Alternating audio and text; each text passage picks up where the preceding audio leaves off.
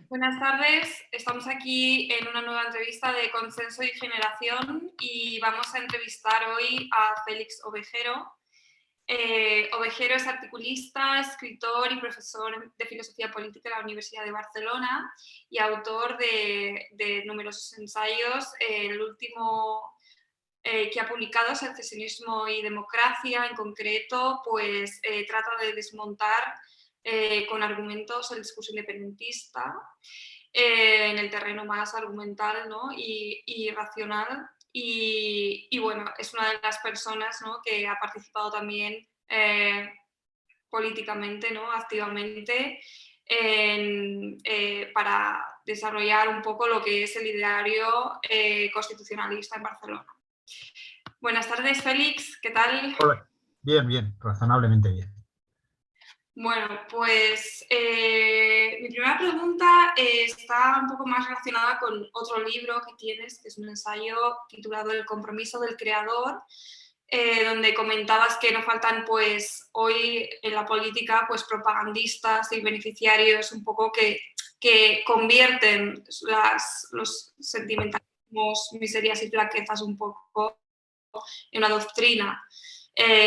¿Cómo estamos hoy, ¿no?, derivando el debate un poco más racional, que es el que a ti te interesa, el de las ideas, cómo deriva a veces en un sentimentalismo, en una zona borrosa donde los argumentos ni siquiera son falsables, no están diseñados para una conversación argumentativa? Entonces, al mismo tiempo, también yo como analista, columnista, creo que también para poder analizarlo tenemos que afinar mucho el oído, porque digamos que van a lanzar los golpes esa zona gris fuera del alcance del oído, ¿no? ¿Cómo crees que se puede dar la batalla cultural un poco para, si entramos un poco en ese juego, entramos también en ese terreno del sentimentalismo, ¿no?, en ese terreno más borroso? Entonces, ¿cómo debe ser la réplica, ¿no? ¿En qué registro tendríamos que movernos? Hombre, yo creo que obviamente el debate inevitablemente, si es debate, va del suyo que es inmediatamente racional. Lo que pasa que en estos casos, en el caso del nacionalismo, sistemáticamente creo que hemos cometido un error y es creer que es la expresión sentimental de una causa justa, ¿no? Entonces, la idea de que por detrás del trastorno circunstancial hay una reivindicación digna de ser atendida, sería algo así como si, qué sé yo, cogiéramos ya al violador, dijéramos que por detrás del acto de la violación hay una reivindicación sexual, una motivación sexual que es digna de ser atendida. Diciendo, no, no, aquí vamos a discutirlo desde el principio, ¿no? Y en ese sentido hay un envilecimiento que debemos abordar y mostrar que constitutivamente el nacionalismo lo que aspira es a construir una comunidad política en torno a la identidad, lo cual implica por definición que quienes no participan de la identidad no son conciudadanos y además que se niega a redistribuir con el conjunto de los españoles. En ese sentido, esa ideología es lo que siempre ha sido históricamente, un romanticismo profundamente reaccionario.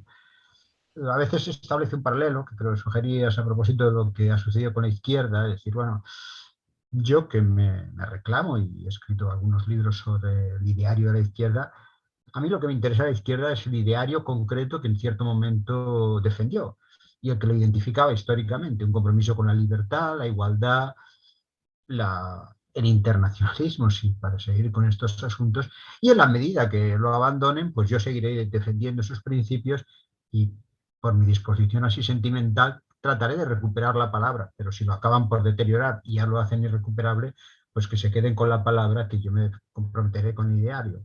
Por cierto, que creo que con el feminismo de última hora puede empezar a pasar algo parecido, ¿no? Pero bueno, eso es otro debate.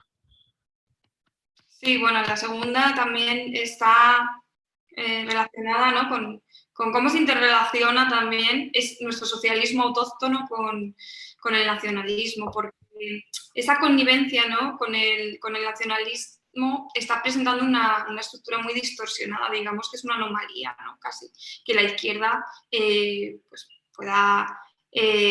pueda compartir, ¿no?, ideas o pueda defender este ideario, ¿no?, nacionalista.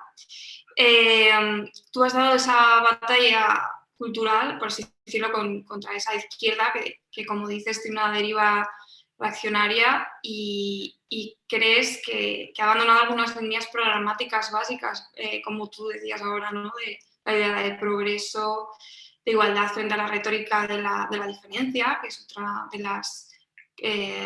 los puntos clave, ¿no? del nacionalismo. El compromiso, ¿no? con los valores universales, con la ciencia, la deriva relativista.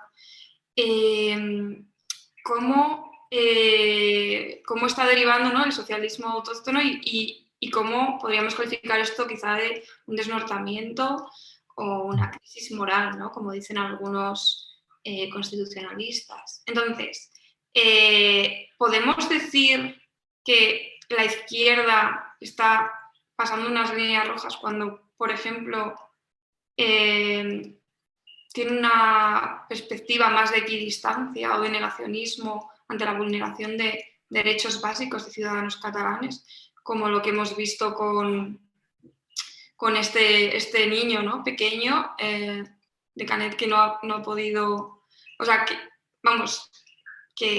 ha sido estigmatizado, ¿no? porque tener un 25% de clases en la lengua de su país, ¿no?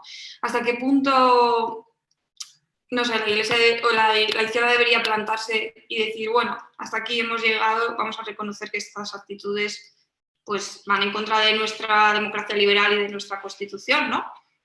No, seguramente, vamos, es que mostremos el núcleo descarnado del nacionalismo. Consiste esencialmente en yo no quiero discutir contigo, no quiero deliberar contigo, no quiero, porque no asumo el compromiso con el interés general. Esto se ha dicho explícitamente en el Parlamento. La representante de Esquerra Republicana dijo sencillamente, directamente, que no le interesaba que la gobernabilidad de España o España se la sudaba, dicho en castizo, ¿no? Entonces, si tú no estás comprometido con tus ciudadanos, no hay modo en que eso pueda funcionar la democracia, porque la democracia, en su versión más elemental y digna, es darnos a unos a otros razones sobre un trasfondo de asumir los intereses de nuestros conciudadanos como propios. Si el nacionalismo asume que no quiere redistribuir, porque levantar una frontera es convertir a tu conciudadano en un extranjero, decirle tú no tienes que ver conmigo y contigo no redistribuyo, eso es constitutivamente reaccionario. O sea, se utiliza la fórmula de los derechos históricos. Y además es ignorar lo que ha sucedido históricamente, ¿no? Es decir, cuando la Revolución Francesa, que es la primera encarnación material de lo que acabaría desarrollando la izquierda, lo que hacen es vamos a buscar una lengua común, una lengua que nos permita a todos entendernos. Y esa lengua es la que está escrita la ley y es la que nos convierte, no porque sea una ley que nos identifique como la identidad, ¿no? sino simplemente porque nosotros tenemos un modo en el que todos vamos a ser iguales y nos expresamos en la lengua común, ¿no? Entonces, lo sucedido con este muchacho y la indiferencia por parte, que además se asume una parte del relato que a mí me parece bastante miserable. Bueno, estos son problemas que pasan en Cataluña. Se me ocurre, imaginémonos que hubiera torturas, qué sé yo, en 100.000 pueblos de España. Pues si no te toca en tu municipio, dices, aquí no hay torturas. Sí, sí, pero es que en tu país no hay torturas, por tanto no estás en una democracia. Si en una parte de España que concentra un 25% de la población, o lo que sea, ahora no tengo los datos, no hay plena libertad y las instituciones públicas están diciendo que se saltan la ley, que se están violando los compromisos elementales de la democracia, entonces es que en ninguna parte de España hay democracia. Porque ya no porque empíricamente muchos no podéis venir aquí a trabajar o a escolarizar a vuestros hijos porque simplemente les están estableciendo barreras no justificadas para el acceso al mercado de trabajo y a las posiciones sociales, sino simplemente porque en una parte de tu país, aunque no sea tu casa, pero es la casa del lado, no hay derechos y libertades. Cuando la izquierda se compromete en la defensa de algo tan profundamente reaccionario, revela o ignorancia o mala fe o sencillamente que ha pasado por la derecha más reaccionaria que podríamos imaginar. Sobre lo que comentabas del interés general, ¿no? Pues, y refiriéndome a tu ensayo más reciente, Secesionismo y Democracia, comentas pues, que las democracias deliberativas, bueno, para empezar, pues no estaría justificada una secesión y argumentas por qué, ¿no? Vas desmontando diferentes, por así decirlo, argumentos falsos que se utilizan y y en un momento dado dices una frase que es, te refieres a cómo se disfraza el interés político de interés general, ¿no? Y que muchas veces los argumentos que se presentan no se corresponden con aquello que beneficia a la ciudadanía. Entonces, pues relacionado un poco con esto, también luego en el compromiso del creador decías que el interés al final también puede disciplinar la voluntad. Entonces, si el interés general se sigue, o sea, si el interés particularista, ¿no? Se sigue disfrazando de interés general, quizás deberíamos buscar, dado el balance del proceso y dado la conclusión, ¿no?, de que el proceso no está beneficiando a Cataluña por los hechos, ¿no?, pues por la caída del turismo, la fuga de empresas, el ridículo internacional, familias y amistades rotas. ¿Cree que en algún momento, no sé, la ciudadanía se va a dar cuenta de que este interés general es un argumento falso, que no está beneficiando al conjunto de la ciudadanía ni a Cataluña, que, no sé, en algún momento el interés va a disciplinar la voluntad y el nacionalista se puede llegar a replantear su voto? ¿Y crees que estamos cerca de que eso se produzca? O, bueno...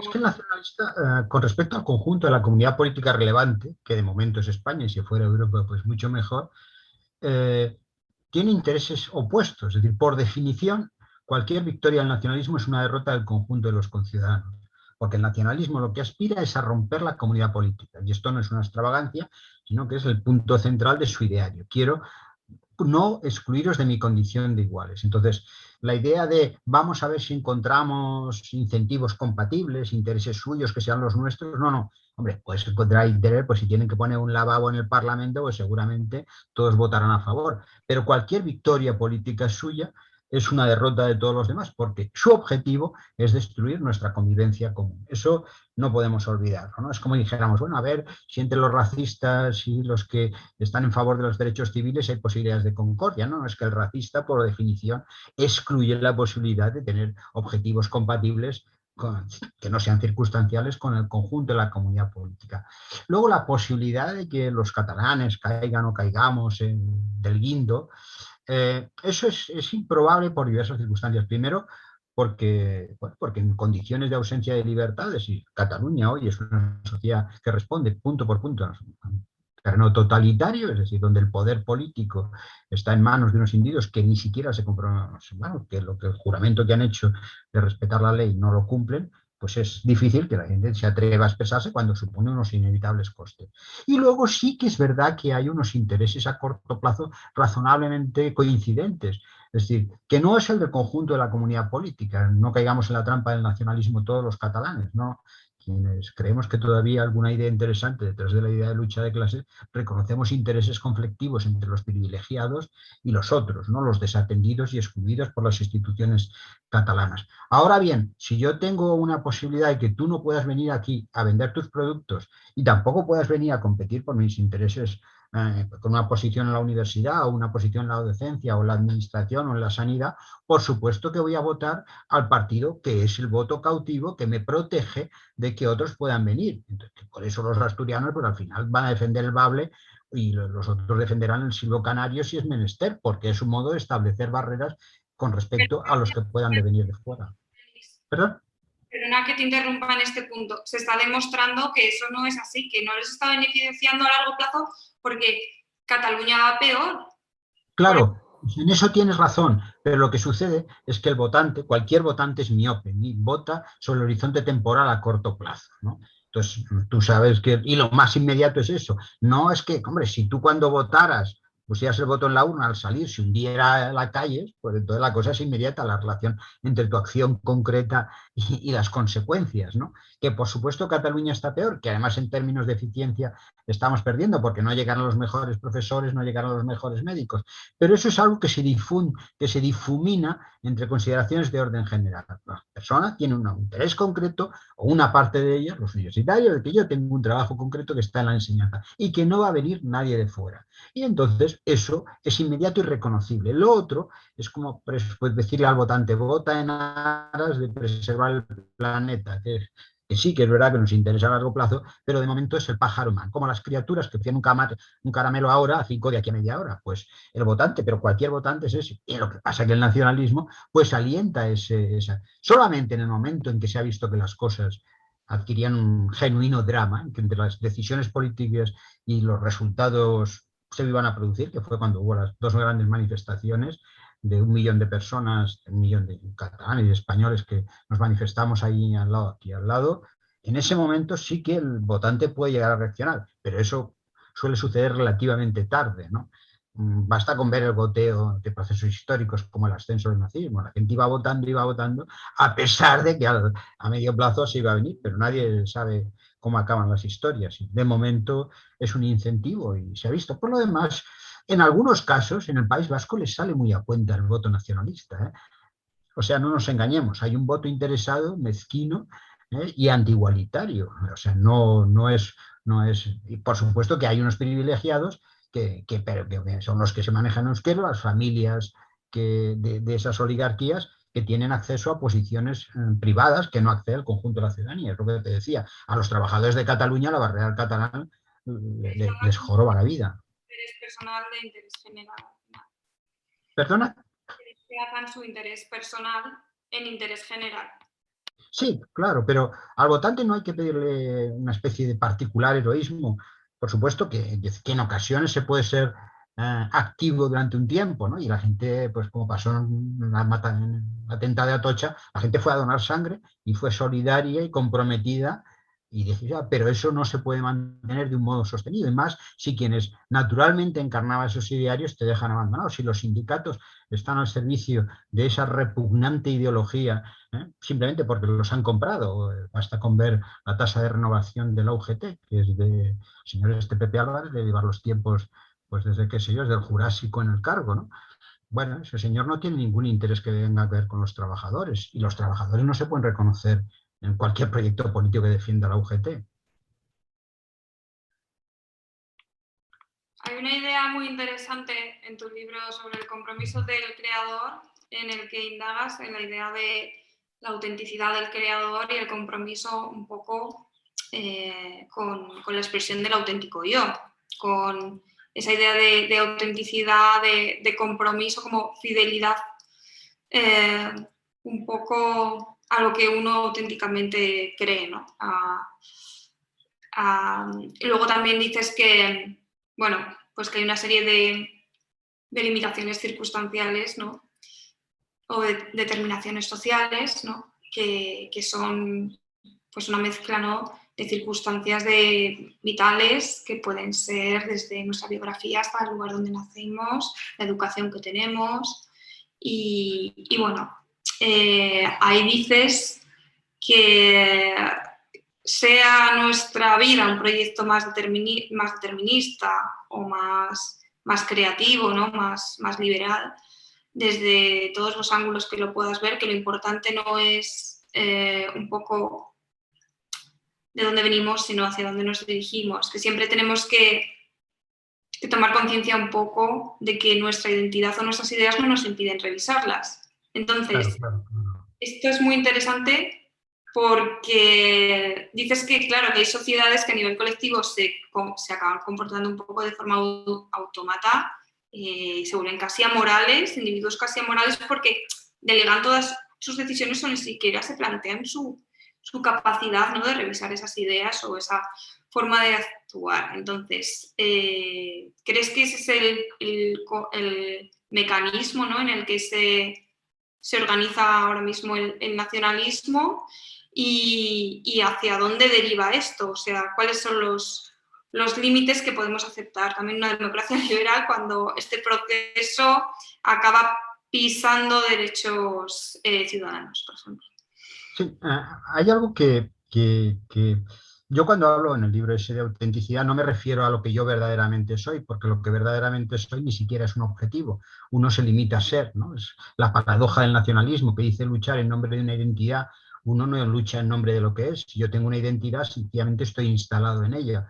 Y si estoy reclamando una identidad es que no la tengo. Por tanto, hay algo ahí estrictamente contradictorio, ¿no? Se reivindica una identidad que es a la vez la que se invoca. En ese sentido, el nacionalismo es antipolítico en el peor sentido de la palabra, porque se recrea en lo que se es y no está en favor de modificar. Lo que digo es, como tú decías y creo que sugerías, es que tú estás en condiciones de tomarte en serio, de revisarte.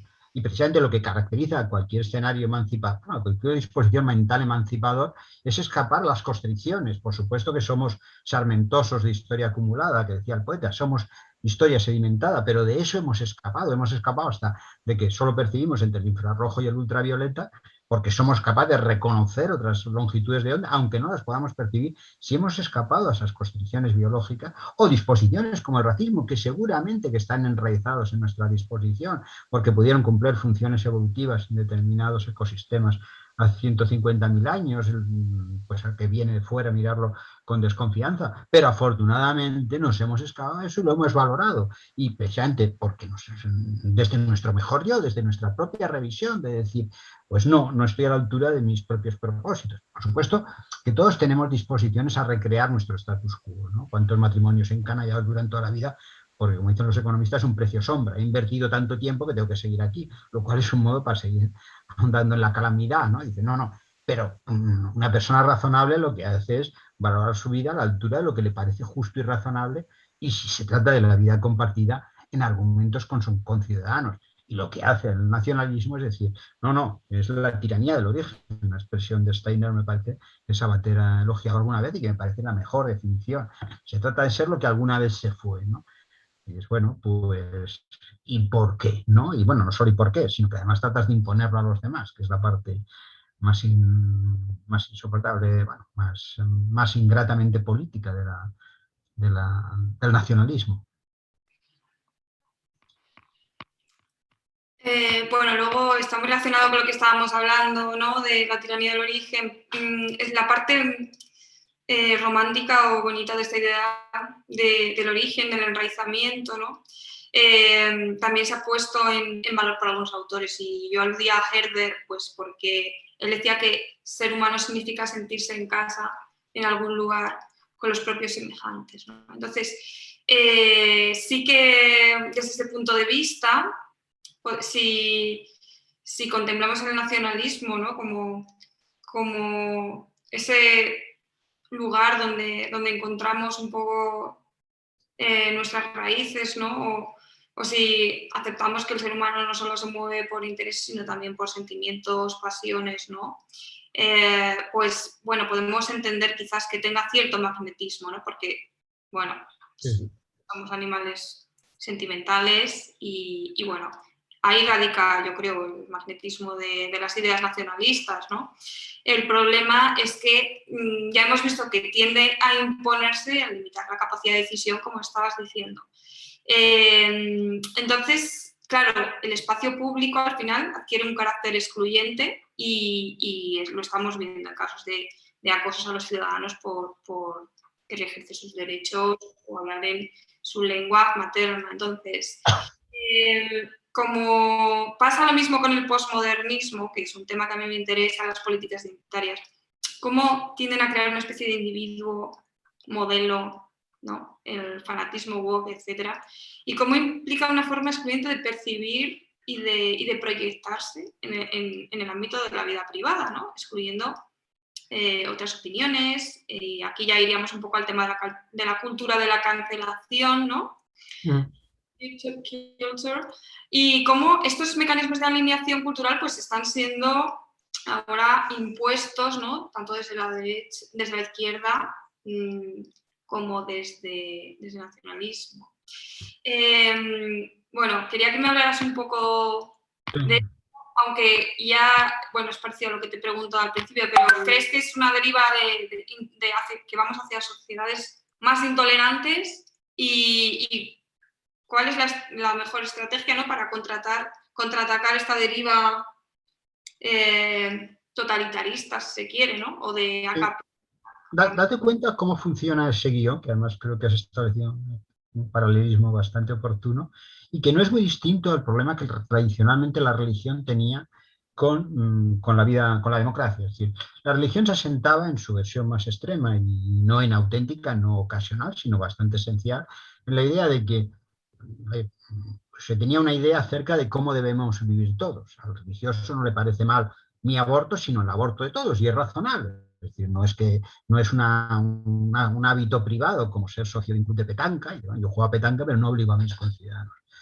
Pero a la vez, mi justificación de mis argumentos es singular y extravagante. Es decir, esto está así porque está en unos libros sagrados, ¿no? Y además, claro, eso ya empieza a complicarse porque yo estoy pidiendo que todos debamos vivir con algo y aduciendo razones que no son válidas para todos, porque solamente las aceptamos quienes participamos de esa estrategia de fundamentación que son los libros sagrados. No, porque claro, uno puede defender el aborto y es defendible seguramente en algún sentido, apelando a razones distintas de las razones de que la vida es sagrada. Y tercero, para acabar de cerrar un círculo vicioso, se dice, no, pero es que además, si tú te metes conmigo, estás ofendiendo mis creencias y entonces no puedo criticarte. Me estás diciendo cómo tenemos que vivir todos y el argumento que utilizas es un argumento que solo te vale a ti. Ese es el argumento del nacionalismo. Yo tengo un sentimiento. Si me meto contigo, estás ofendiendo mis sentimientos, que por sentimientos no son razonables, pero sin embargo estoy decidiendo la vida compartida. Y es el argumento de la cultura woke, diciendo, no, mírate el feminismo de última hora, hay una epistemología, un acceso, una perspectiva de género que no tenemos acceso a los demás, porque si no, no sería de género, sería simplemente que hay una información que los demás hemos desatendido, pero que cuando escuchamos nos tiene que persuadir. O me dice, no, me estás ofendiendo, y entonces calla el debate, pero yo estoy hablando sobre cómo tenemos que actuar todos y estoy regulando la vida compartida. Eso es incompatible con el ideal elemental de democracia y de ejercicio compartido de la racionalidad. Es totalitarismo impuesto en nombre de unos argumentos que no se exponen y que además no se puede criticar, porque cuando lo criticas invoca una suerte de privilegio porque te ofenden, te trastornan tus emociones. Las emociones se entienden, vamos, a mí vamos, naturalmente con cualquier hijo de vecino estoy entregado a ellas, ¿no? Las administro y las gestiono, pero no son un argumento. La maté porque era mía, era convertir la emoción en un argumento, y eso no es un argumento razonable, y por tanto no me lleva a decir, bueno, pues tú la mataste porque tú sentías eso, pero el sentimiento es repugnante y debe ser condenado, ¿no? Y ese es el debate que tenemos que encarar, es uno de los frentes que hay que hacer el debate. Los otros es mostrar las trampas y también el debate, el ámbito de los sentimientos, es decir, el 155 cuando se aplicó en Cataluña, que fue muy modesto, pero cuando han sabido que no salía gratis, una emoción que es la del miedo que se ha asociado a violar la ley, ha aparecido y un montón de personas se lo están pensando. Pues eso no está mal. Y aplicar la ley es algo muy serio. Es decir, que a veces se dice, no, es que eso se está judicializando la justicia. Sí, claro, como cuando uno dice, el violador, estás judicializando el sexo, pero es que tú te estás saltando la ley. Y la ley es la política sedimentada en su último momento. Es decir, cuando hemos llegado a una ley es que ya hemos discutido y la estamos aplicando. No, cuando yo empujo a una ancianita, la tiro patas arriba y me multan porque ahí no estamos discutiendo nada. Usted ha cometido un delito porque a todos nos parece mal y eso se traducía en una ley. Otra cosa es que haya que politizar, sí, politizar el debate quiere decir que mostremos los argumentos que hay detrás de eso.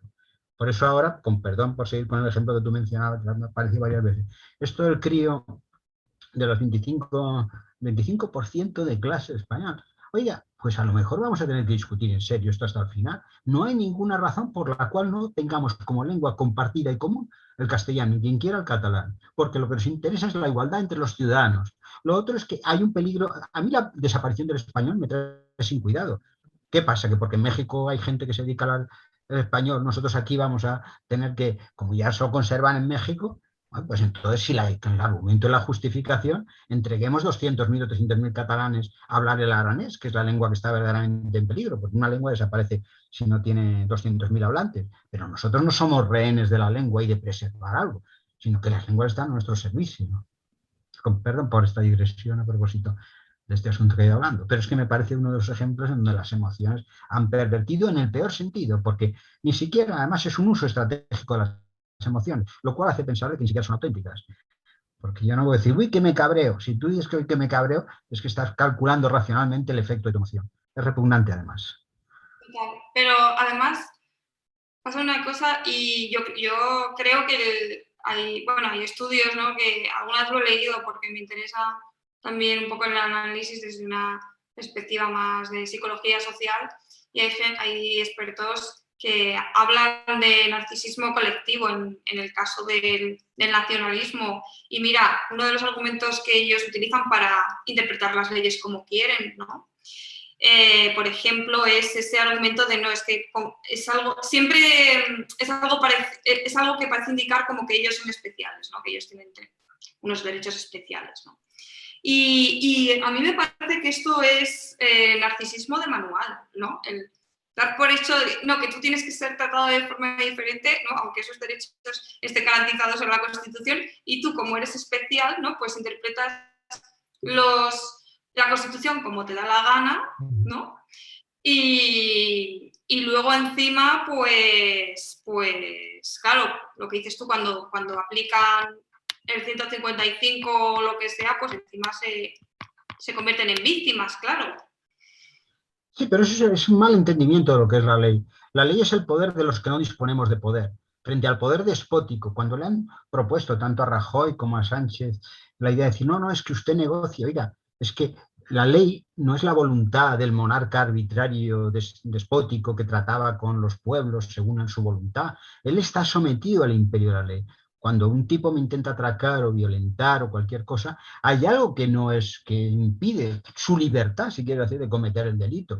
Y eso no está sometido a eso. Entonces, la ley, repito lo que estábamos diciendo, es la garantía de la libertad de no estar sometido a poderes arbitrarios que pueden decidir mi futuro. Entonces, por supuesto que no tienen, ¿qué es eso de que va a negociar y esto es lo terrible, que hemos vaciado la Constitución, para eso está el Parlamento, la quinta esencia de nuestra trama democrática. Esto de que de pronto Sánchez habla con la conferencia de presidentes, pero bueno, esto suena como si fueran Naciones Unidas, no, es que nosotros tenemos unos instrumentos de representación en donde todos contamos igual que los demás, los intereses de todos están capturados entre los demás conciudadanos, y ese es el grupo. Esto, como tú dices, es que hay un componente, mira, esto, o sea, y es que además empíricamente, y esto lo convierte en particularmente totalitario, el nacionalismo no se corresponden con mayorías que son mayorías en esa parte del territorio, no. Esto no son como los indígenas que están en una comunidad, no, es que son mayorías, son minorías también en el conjunto de Cataluña. Lo que a la gente parece que se olvida que la lengua ampliamente mayoritaria y común de los catalanes es el castellano, y no hablemos ya del euskera, ¿no? Entonces, es ese, ¿verdad? Ahora, dices, no, yo soy diferente, mira, un grupo. Entonces, no hay, cuando se invoca la identidad, por lo pronto, la identidad no es un criterio para justificar ninguna especie de derechos especiales, ¿no? Dicen, mira, pues nosotros vemos, como dicen, vemos el mundo diferente porque tenemos una lengua diferente. Pues los ciegos también ven el mundo de modo diferente y no votan aparte, ¿no? Ellos son conciudadanos como los demás, ¿no? Entonces, eso no te proporciona. Y luego la cosa esta que porque somos un narcisismo de las pequeñas diferencias. Tú coges un grupo y dices, a ver, que levanten la mano aquellos cuyo carnet de identidad termina en el número 7. Lo levantan y al rato empiezan a decir, hostia, es que somos diferentes. Y esto está experimentado, no es un trastorno. No, eso sucede. Uno recrea la diferencia. Y lo que nos interesa es lo común y compartido, no la singularidad, que es la que nos hace conciudadanos, ¿no? Entonces, es esencialmente constitutivamente obsceno, ¿no? Y precisamente por eso insisto en que no hay que, porque muchas veces se dice, no, es que esto es la ruina para Cataluña, vamos a discutir lo que a la gente importa. No, eso también lo vamos a discutir, pero vamos a discutir los fundamentos de lo que usted me está diciendo, porque lo que usted me está diciendo es simplemente sórdido. No es no, es que, bueno, no, eso es sencillamente feo y está mal, ¿no? De mismo modo que me parece mal el racismo, y no me diga que estoy judicializando, no, yo estoy discutiendo entre iguales en una comunidad política, ¿no? Bueno, pues ya la última pregunta está un poco más relacionada pues de cara al futuro, ¿no? Pues yo creo que ahora sí se está reanimando el debate político. Hemos visto también que, bueno, la gente está poniendo pie en pared, sobre todo con el tema del niño de Canet de Mar. Y hoy mismo la familia ha publicado una carta diciendo, os agradecemos los gestos, pero os queremos pedir un poquito más. Lo que nos decís en privado, hacerlo en público, ¿no? Y bueno, yo creo que sí que hay un poco un despertar de la sociedad civil, vemos un montón de plataformas, ¿no? Como Consenso y Regeneración, o bueno, también plataformas un poco más de tipo político, que hace una política que articula un poco todo ese... a ver, digamos que también se han publicado muchos libros, ¿no?, sobre los resultados del proceso, y ahora tenemos más distancia para analizar un poco la deriva identitaria a la que ha llevado a Cataluña, la deriva moral, económica, política, la decadencia, ¿no? Y bueno, pues a mí, por ejemplo, hablando con Miriam Tay, ¿no?, de la Revolución CLAC y también de Consenso y Regeneración, me decía que alguna de las metas, teniendo ya este diagnóstico, ¿no?, del proceso, habiendo, por así decirlo, pudiendo ya cristalizar esas narrativas, ¿no?, esos análisis en políticas, ¿no?, más concretas, que hay unas metas, unos objetivos, ¿no?, a partir de ahora, que sería salir de la decadencia económica, dejar de usar la cultura como arma, perdón, al igual que la lengua, dejar de utilizar todo esto, ¿no?, para por así decirlo, continuar, ¿no?, con la guerra identitaria. Y bueno, pues te queríamos preguntar a ti qué ideas tienes para mejorar Cataluña y cómo ves la situación un poco de aquí a 5 años, por ejemplo. Como diría Bogart, no hago planes a largo plazo en Casablanca, no las secuencias de cuando le proponen cenar ese mismo día. Me cuestan hacer prognosis en esos terrenos, ¿no? Sí que es verdad, yo seguramente por especialista, por haber sido, para decir otro poeta, un encajador, un aprendizaje modesto pero absorbente, no me cuesta pensar esta reacción, pero quizás esto es lo mismo que pasó con el muchacho negro que desencadenó Black Matters, ¿no? O aquel otro tunecino que se quemó y que acabó desencadenando. Es tan evidente el despropósito. Y luego a partir de ahí sí las cosas pueden llegar a cambiar. Hay un viejo trabajo de un economista, Timothy Curran, Verdades Privadas, no está traducido, Verdades Privadas, Mentiras Públicas, en donde mucha gente se calla porque no asume los costes de la discrepancia. Pero cuando por delante tuyo, si solamente hay el 10%, tú no te vas a atrever a discrepar porque eso supone asumir los enormes costes y hasta vas a señalarlos porque están emplazando a tus cobardías vitales. Pero si se pasa al 25 o al 30%, la gente empieza a decir, el rey está desnudo y eso es una mentira y un despropósito. Y quizás esto pudiera ser la circunstancia. En todo caso, la batalla política es clara, porque, insisto, lo que a veces se ignora es la realidad demográfica de Cataluña. Es que lo que se ha estado asfixiando es lo que respira por debajo de la sociedad catalana, no se corresponde con la carcasa, esta sí genuina carcasa que ha construido el nacionalismo, convirtiéndose en portavoz de una sociedad materialmente inexistente. Entonces, el reto consiste, hay 3 planos de intervención política y en general en instituciones: emociones, razones e intereses, ¿no? Entonces, por supuesto, intereses. Hay que hacer diseños políticos e institucionales.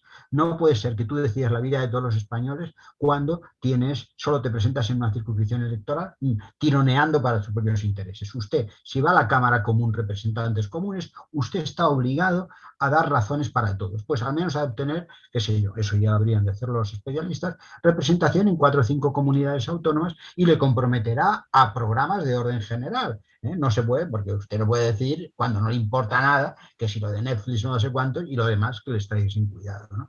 Eso atañe a los diseños institucionales, a los intereses. Y eso, por supuesto, hay que aguantar el pulso. Por otra parte, las emociones, pues bueno, la transmisión, la idea de que sí, que las emociones son importantes, por supuesto, y el miedo es una emoción, entre otras, ¿no?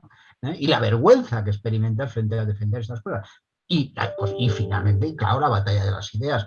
Pero lo que no puede suceder es que el Estado nos abandone, ¿no? Es decir, el conjunto de los ciudadanos españoles no tenga la conciencia de que están aquí, de que quien te asegura las libertades, que es el Estado, que es nuestra conquista civilizatoria en los estados democráticos al menos, nos huye y nos abandona. Eso requiere recursos, batallas y no avergonzarse de decir, oiga, es que la lengua nuestra es esta y no nos tenemos que pedir perdón por existir. Pero eso es una genuina batalla política que requiere pulso, mantenerlo, porque la primera vez que nos muestran nuestras debilidades, nuestras fragilidades, nuestros desamparos, nuestras cobardías, pues nos negamos porque nos emplazo a hacernos adultos. Pero eso hay que hacer 1, 2 y 3 veces.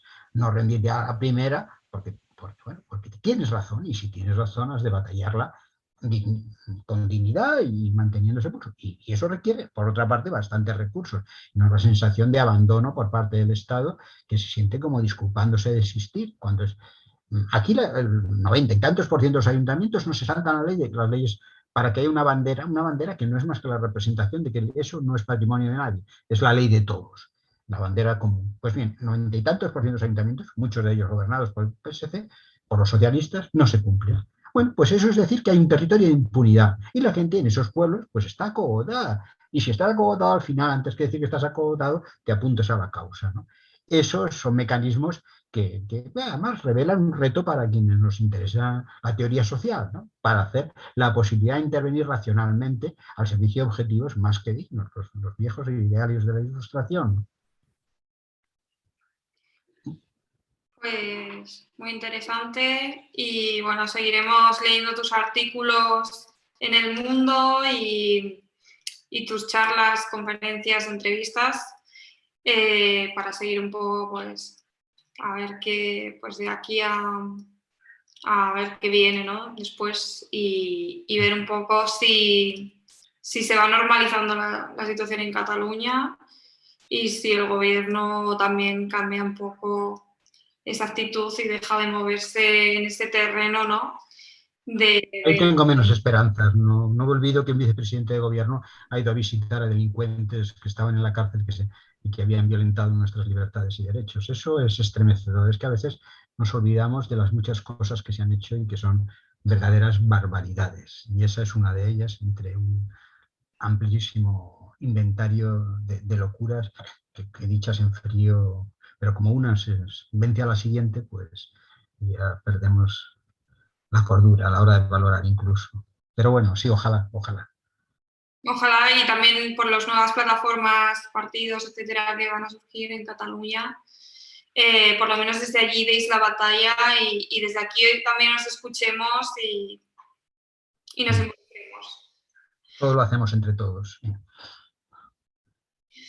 Bueno, pues Félix, encantada y muchísimas gracias por tu tiempo. No, Seguimos. vosotros. Seguimos.